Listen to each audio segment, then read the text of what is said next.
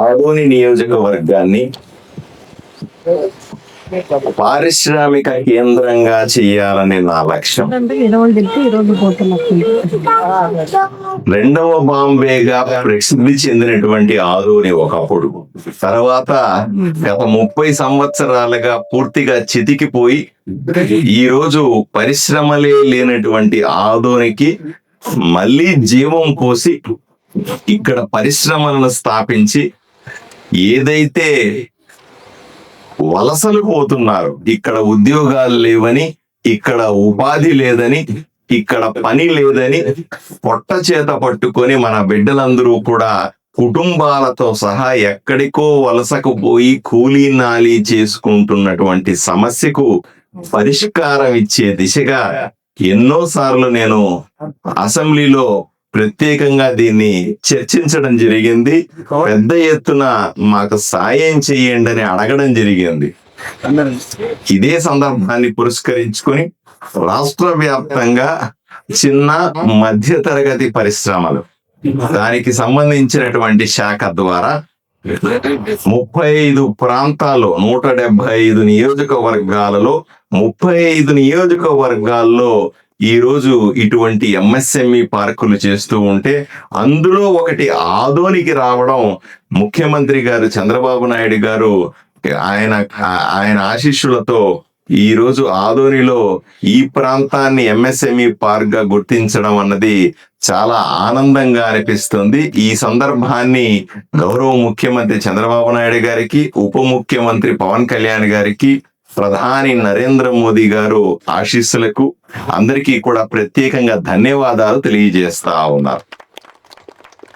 ఎందుకంటే అట్లీస్ట్ ఇప్పటికీ ఆదోనికి ఒక గుర్తింపు, ఆదోని వెనుకబడిందని. నేను చాలా మంది అడుగుతారు, అసెంబ్లీలో ఎన్నిసార్లు మాట్లాడి ఏమి సాధించావు అని అడుగుతా. ఇదే సాధించాను నేను. ఆదోని వెనుకబడిందని, ఆదోనికి ₹1 ఎక్కువ ఖర్చు పెట్టాలని, ఏ పథకం వచ్చినా సరే ఆదోనికి కూడా ఇవ్వాలనే ఆలోచనను ఆ పెద్ద ఆయనకి ఇచ్చాను చూసారా, గౌరవ ముఖ్యమంత్రి చంద్రబాబు నాయుడు గారికి ఇచ్చాను చూసారా, అదే నేను సాధించాను అసెంబ్లీలో. పదే పదే పదే వెనుకబడిన ఆదోనిని అభివృద్ధి చేయండి అని, నిధులు ఇవ్వండి అని, వెనుకబడిన ఆదోని కర్నూలు జిల్లా వైపున చూడండి అని పదే పదే ఆ అసెంబ్లీలో మాట్లాడడానికి కారణం ఇది. లేకపోతే మీరు ఆలోచన చేయండి, 35 సెంటర్లు ఓపెన్ చేస్తే ఆదోని దాంట్లో ఉండేది కాదు. ఇదే మనం సాధించాల్సిన. ఎప్పుడు చెబుతాను, ఆదోనిని ఒక బ్రాండ్ గా మారుస్తాను అనే నా లక్ష్యం. ఇదే ఇక్కడ జరుగుతున్న సమస్యలని, ఇక్కడ ఉన్న ప్రజల ఇబ్బందులని పైన రాష్ట్ర స్థాయిలో, దేశ స్థాయిలో అందరికీ పదే పదే చెప్పి ఆదోని అందరి మనస్సుల్లో ఉండేలాగా, ఆదోని అందరి హృదయాల్లో ఉండేలాగా, పాలకులు ఎప్పుడు పెన్ను పెట్టినా అక్కడ ఆదోని కనిపించేలాగా చేయడమే నేను ఇప్పటిదాకా 2 సంవత్సరాలుగా చేసిన పని. ఈరోజు చాలా సంతోషం. 10 ఎకరాల స్థలాన్ని యస్కొండాపురంలో మనం ఈ పరిశ్రమల కోసం కేటాయించాము. ఇన్ని రోజులకి 10 ఎన్నో మంది రకరకాలుగా చెప్పారు అక్కడ ఇక్కడ చేద్దామని, కానీ ఇక్కడ అనుకూలంగా ఉంటదని, హైవేకి అతుక్కొని ఉంటదని, ఏ పరిశ్రమ పెట్టినా సులభంగా పెద్ద రోడ్లోకి వెళ్ళిపోతే ఇటన్నా అటన్నా వెళ్ళడం సులభం అవుతుందని పారిశ్రామికవేత్తలు చెప్పడం వల్ల ఈ స్థలంలో ఐడెంటిఫై చేయడం జరిగింది. సులభంగా ఉంటుందని, అనుకూలంగా ఉంటుందని దీన్ని ఎన్నుకోవడం జరిగింది. దీని ప్రతిపాదనలు పూర్తయినాయి. సుమారుగా మనకు మొట్టమొదటి దశలో, ఇది మొదటి దశ మాత్రమే, ఇంతటితో పూర్తవదు, ఇది ఆరంభం మాత్రమే. మొదటి దశలో 30 పరిశ్రమలకి మనం స్థలాన్ని కేటాయిస్తున్నాము. నా చాయిస్ బయట వాళ్ళతో పాటుగా నేను అనుకుంటున్నది, ఆదోనిలో కూడా ఎంతో మంది పారిశ్రామికవేత్తలు ఉన్నారు. చిన్న మధ్య తరగతి పరిశ్రమలు స్థాపించి నడుపుతూ ఉద్యోగాలు ఇస్తున్న వాళ్ళు చాలా మంది ఉన్నారు. వీళ్ళందరూ కూడా మరింత వాళ్ళ సంస్థల్ని పెద్దది చేసుకోవడానికి అన్ని రకాల అవకాశాలు వెతుకుతూ ఉన్నారు. ఇది ఒక మంచి అవకాశంగా చూడాలని ఆదోనిలో ఉన్నటువంటి పారిశ్రామికవేత్తలని, కర్నూలు జిల్లాలో ఉన్నటువంటి పారిశ్రామికవేత్తల్ని కూడా నేను కోరుకుంటా ఉన్నా. ఎందుకు అంటే, ఎక్కడన్నా మీరు పరిశ్రమ పెట్టాలనుకోండి, స్థలం మీరు కొనుక్కోవాలి. ఈ రోజు స్థలం విలువ ఎంత ఆలోచన చేయండి. ఎక్కడ పోయినా సరే 50 లక్షలు, ₹1,00,00,000 తగ్గకుండా ఇంత మెయిన్ రోడ్ లో స్థలం దొరుకుతుందా?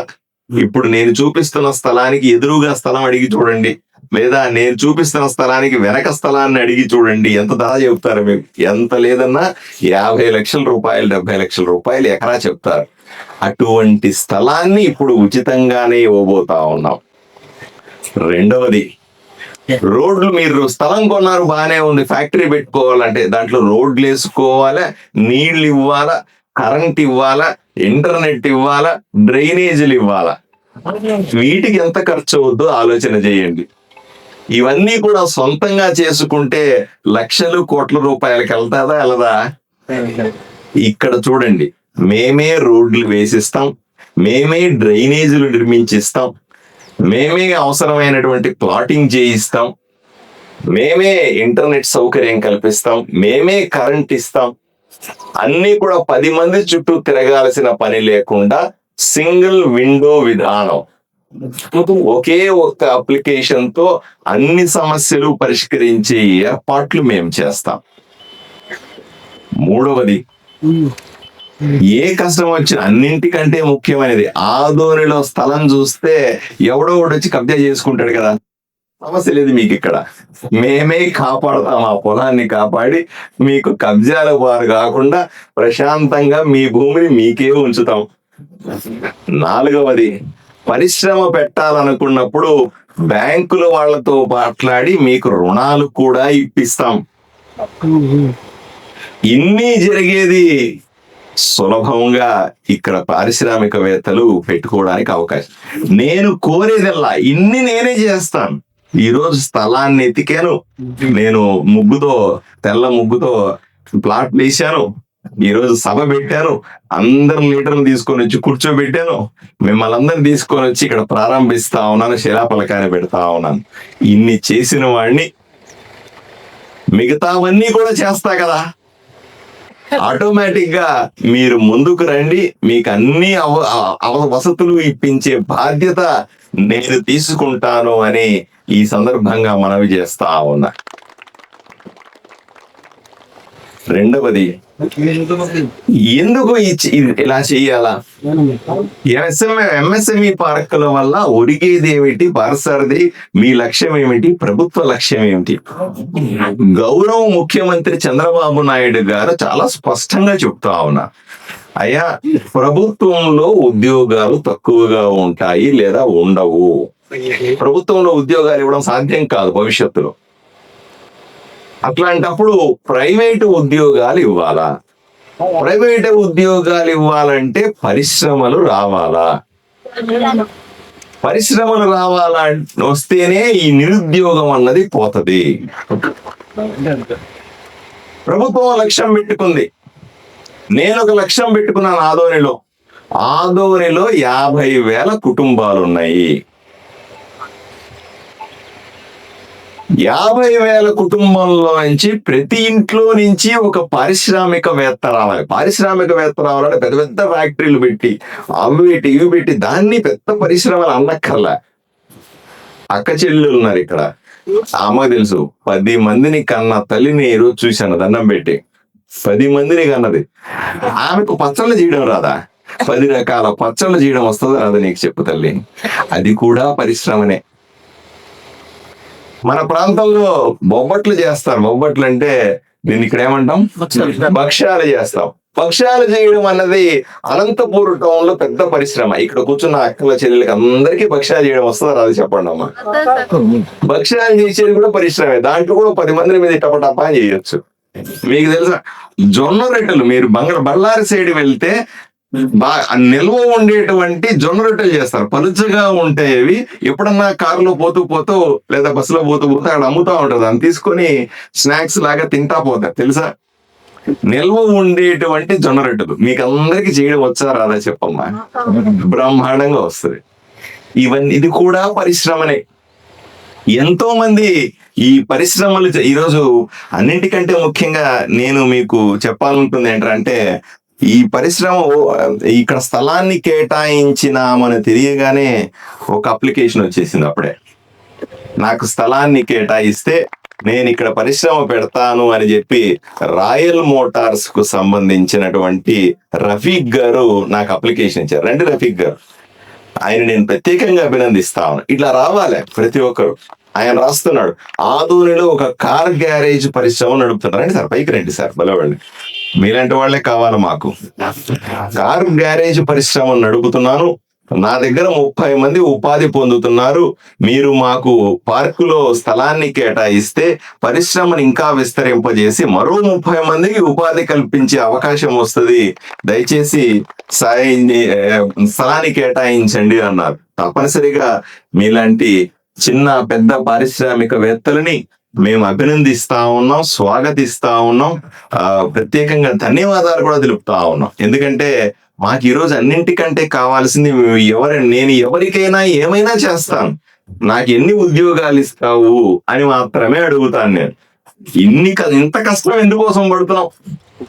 ఇంత కష్టం ఇంత ఎండలో మీరు చూస్తుంటారు. చాలా సందర్భాల్లో నేను ఎంఆర్ఓల్ని విఆర్ఓల్ని తీసుకుని రోడ్ల మీద ఎక్కడ ప్రభుత్వ భూమి ఉంది అని ఎతుకుతూ ఉంటాను. మీకు కనిపించిందో లేదో ఎప్పుడన్నా? ప్రతి చోటి ఇది ప్రభుత్వ భూమా కాదా, ఇది ప్రభుత్వ భూమా ప్రైవేట్ భూమా అని విఆర్ఓలందరినీ తోలుతా ఉంటాను. విఆర్ఓలు ఎంట పడతా ఉంటాను, సర్వేయర్లు ఎంట పడతా ఉంటాను. మా ఎంఆర్ఓకి, మా సర్వేయర్లకి, మా విఆర్ఓలకి నన్ను చూస్తేనే భయం. ఈయన ఎక్కడ సతాయించేస్తాడు, పొద్దున్న లేస్తే ఫోన్ చేస్తాడు, మధ్యాహ్నం అయితే ఫోన్ చేస్తాడు, సాయంకాలం అయితే ఫోన్ చేస్తాడు అనే భయం పెట్టుకున్నారు వాళ్ళంతా కూడా. కానీ వదలను వాళ్ళని. వాళ్ళు ఎన్ని చెప్పినా, ఎన్నిసార్లు తప్పించుకున్నా మళ్ళీ పట్టుకొని వచ్చి ప్రభుత్వం ఎక్కడ, అది ఎక్కడుంది, ఇది ఎక్కడుంది అని అడుగుతానే ఉంటాను వాళ్ళు. సో ఇవన్నీ ఎందుకు చేస్తా ఉన్నానంటే, ఇక్కడ మొదలైంది ఇక్కడితో ఆగదు. రఫీక్ లాంటి వాళ్ళకి 30 మందికి మాత్రమే ఇక్కడ స్థలం ఇవ్వగలుగుతాను నేను. మీరు చూస్తూ ఉండండి, వచ్చే నెలకంతా కూడా 100-200 మంది వస్తారు. వాళ్ళకి స్థలం ఇవ్వాలి కదా, అంత లోపల ఇంకో స్థలాన్ని ఏర్పాటు చేస్తాను నేను. అదయ్యే లోపల ఇంకో స్థలాన్ని, చిన్న చిన్న పరిశ్రమలు చాలు నాకు. 5 మందికి ఉద్యోగాలు ఇచ్చి, 10 మందికి ఉద్యోగాలు ఇచ్చి, 20 మందికి ఉద్యోగాలు ఇచ్చే పరిశ్రమలు చాలు. నేను పెద్ద పరిశ్రమ పెట్టాలంటే ఇప్పటికిప్పుడు అవ్వదు. కానీ చిన్న చిన్న రఫీక్ లాంటి పారిశ్రామికవేత్తలను నేను ఎంకరేజ్ చేయగలిగితే, ఇక్కడున్న స్టేజ్ మీద ఉన్న వాళ్ళందరూ కూడా చిన్న చిన్న ఫ్యాక్టరీలు పెట్టుకునే అవకాశం ఉంటది. ఇవన్నీ ఈరోజు నేను మొన్న ఈ స్థలాన్ని చూడడానికి వచ్చినప్పుడు అక్కడ ఒక అతను రాళ్ళు కొడతా ఉన్నాడు. రాళ్ళు కొడుతుంటే ఆయన అడిగాను, రాయి ఎట్లా కొడతావా అన్న. ఆయన చూపించాడు, ఇలా కొడతానని. అక్కడ కట్టామండి అన్నాడు. ఎంత పడుతుంది రాయి అన్న? 15 రూపాయల నుంచి 17 రూపాయలు రాయి అవుద్ది. అతనికి స్థలాన్ని కేటాయిస్తాను, ఎందుకంటే రాళ్ళన్నీ ఉన్నాయి. అట్లాంటి వాళ్ళు 5 మందిని పెట్టి తీసుకుని వచ్చి ఒక షెడ్లు కట్టి వాళ్ళకి ఆ స్థలాన్ని ఇచ్చి, మీరు రోజు రాళ్ళు కట్టండి, దీన్ని అమ్ముకోండి చాలు మీరు శుభ్రంగా అంటే రోజుకి ఎన్ని లోడ్లు పోతాయో ఆలోచన చేయండి మీరు. ఇలా చిన్న చితక వాళ్ళని పారిశ్రామికవేత్తలుగా మార్చాలన్నటువంటి లక్ష్యం. ఇప్పటిదాకా పరిశ్రమలు పెట్టాలంటే ఓయమా పెద్ద ₹1,00,00,000 కావాలి, అది కావాలి, ఇది కావాలి, ఏం అక్కర్లేదు. దీన్ని చాలా మంది అడుగుతున్నారు, ఎలా దీనికి అప్లై చేయాలా అని కూడా అడుగుతా ఉన్నారు. అది కూడా తెలుసుకోవాలి మీరు. ఏపీఐఏసి, ఆంధ్రప్రదేశ్ పారిశ్రామిక సంస్థ, దీని ద్వారా అప్లికేషన్లు మీకు వస్తాయి. చాలా మంది వెంటనే వెనక నుంచి అంటున్నాడు మా డైరెక్టర్ గారు, సార్ ఏం పరిశ్రమ పెట్టాలా? నేను ఇప్పుడు చెప్పిన పరిశ్రమలు కూడా ఇంకా మాకు ఐడియా రావట్లేదండి. ఆడవాళ్ళు అయితే మీరు చెప్పారు ఇవన్నీ, మేము మగవాళ్ళం కదా, చాలా మంది ఉన్నాం, మేమేం పరిశ్రమలు పెట్టాలా అని అడుగుతున్నారు కదా. మీరు ఏం పరిశ్రమ పెట్టాలో కూడా, ఏది లాభదాయకమైన పరిశ్రమ కూడా ప్రభుత్వమే చెబుతుంది, మేమే చెబుతాం మీకు. మా దగ్గర 130 రకాల పరిశ్రమలు ఉన్నాయి. చిన్న పరిశ్రమలు, తక్కువ ఖర్చుతో 130 మందిని లిస్ట్ చేసుకుని, ఎవరైతే నేను పరిశ్రమ పెడతాం అనుకుంటున్నారో వాళ్ళు ముందుకొస్తే ఆంధ్రప్రదేశ్ ఏపీఐఐసి పారిశ్రామిక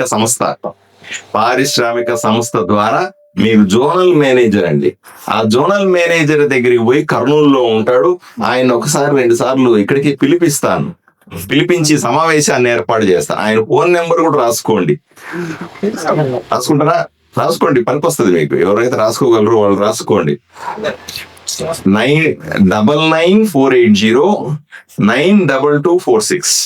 మళ్ళీ చెప్తున్నాను, 9948092246.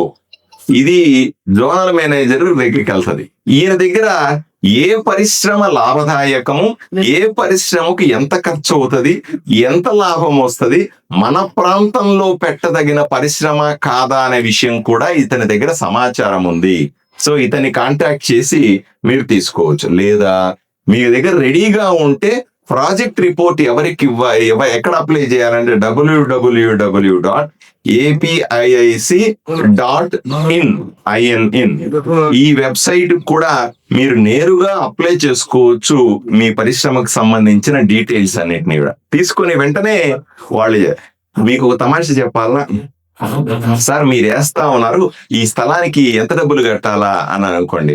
మేము 2 లక్షల రూపాయలు ఒక్కొక్క ప్లాట్ స్థలానికి డబ్బులు తీసుకోవట్లేదు మేము, కానీ డ్రైనేజీకి, రోడ్డు వేయడానికి, ఇంటర్నెట్ కి, వాటికి వీటికి మాత్రమే అయ్యే ఖర్చు తీసుకుంటారు.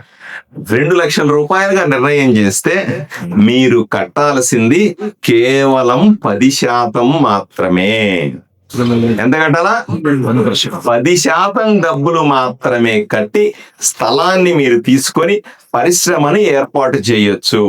10% తీసుకొని రిజిస్ట్రేషన్ చేసిన వెంటనే బ్యాంకును మేమే ఒప్పిస్తాం. బ్యాంకు దగ్గర నుంచి మీకు లోన్ ఇప్పిస్తాం. ఆనందంగా మీరు పరిశ్రమ మొదలుపెట్టిన తర్వాత 3 సంవత్సరాల తర్వాత మీరు సంపాదించుకున్న తర్వాత మిగతా డబ్బులు కట్టండి.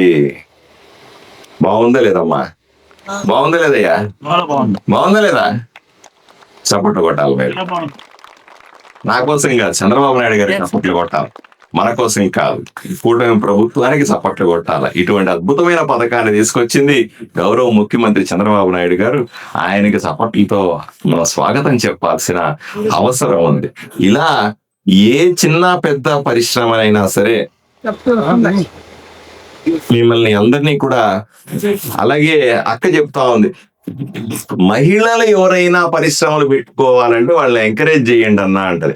100కు 100% చేస్తాం. మహిళలను మరింతగా ప్రోత్సహిస్తాం. చూసారా, అక్కడ చంద్రబాబు నాయుడు గారు కూడా మాట్లాడేటప్పుడు మహిళల్ని పెట్టుకున్నాడు. అర్థమైనా కదా, వాళ్ళకి అంత ప్రాముఖ్యత ఇస్తా ఉన్నాడు. అలాగే మహిళలు లేకుండా ఈ పరిపాలన చేయడం సాధ్యమే కాదు. కాబట్టి తప్పనిసరిగా మహిళలు ఎవరన్నా సరే, మీలో ఎవరన్నా పచ్చళ్ళు చేయాలన్నా, మీరు ఎవరైనా బొప్పట్లు లేదా హోలిగలు దాన్ని భక్ష్యాలు చేయాలన్నా, మీలో ఎవరైనా సరే ఇంకేదైనా చేయాలన్నా సరే, ఏమి చేయాలన్నా సరే, హాయిగా మీరు వంటలు చేసుకోవాలంటే కూడా మా దగ్గర, మీరు హైదరాబాద్కి వెళ్ళారనుకోండి అమ్మా, కర్రీ సెంటర్ అని ఉంటాయి. అక్కడ ఏం అమ్ముతారంటే కూరలు అమ్ముతారు. అంతే. ఏమమ్ముతారు? మీరు ఇంట్లో చేసేవే. ఇంట్లో మీ అంత బాగా వాళ్ళు చేయరు, కానీ మీరే బాగా చేస్తారు. కూరలు పెట్టి తయారు చేసుకుని వచ్చి అమ్మేస్తా ఉంటారు. అక్కడ బ్రహ్మాండమైన ఆదాయం. అది కూడా ఒక పరిశ్రమే. ఇలా ఏదైనా తయారు చేయగలిగిన మహిళలు ఉంటే తప్పనిసరిగా వాళ్ళని పూర్తి సహకారం అందిస్తామని చెప్తూ, రాబోయే రోజుల్లో నేను 2 పనులు చేస్తాను. రాబోయే సంవత్సరం రోజులు ఎమ్మెల్యేగా 2 పనులు చేస్తాను. ఒకటి, ఎస్సీ ఎస్టీ వాళ్ళకి 75% ఉంటుంది సార్. మిగిలిన అమౌంట్ కూడా 8 times ఈఎంఐ ప్రకారం కూడా కట్టుకోవచ్చు. ఆయన ఇంకొక శుభవార్త చెప్తా ఉన్నారు. ఏపీఐసికి సంబంధించిన ఆఫీసర్లు ఎస్సీ ఎస్టీలు ఉంటే వాళ్ళకు 75% రాయితీ కూడా ఇస్తామంటున్నారు. చప్పట్లు కొట్టాలి మీరు. మళ్ళీ రాబోయే రోజుల్లో నేను 2 పనులు చేస్తాను. ఒకటి, ప్రభుత్వ స్థలాలను వెతికి పారిశ్రామికవేత్తలకు ఇస్తాను. ఎంఆర్ఓ గారు, సర్వేయర్ గారు, నేను ఇదే పని, నాకు వేరే పని లేదండి.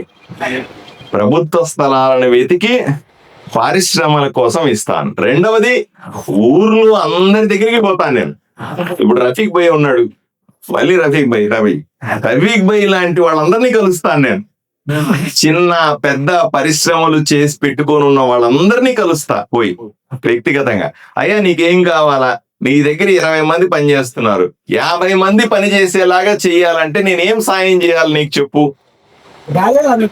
అన్ని రకాలుగా సహకరిస్తానని ఊర్లో చిన్న పెద్ద వ్యాపారం చేసుకునే ప్రతి ఒక్కరిని కలుస్తా.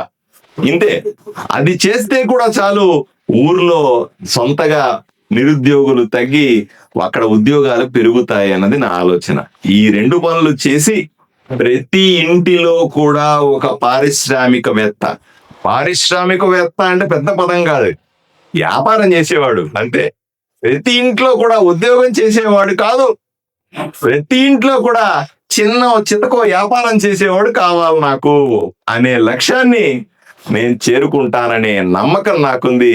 రాబోయే రోజుల్లో ఆదోనిని మళ్ళీ 2వ బాంబేగా చూస్తామనే బలమైన ఆకాంక్షతో పనిచేస్తా ఉన్నాం. మీరందరూ ఆశీర్వదించాల్సిందిగా కోరుకుంటున్నాము. ధన్యవాదాలు.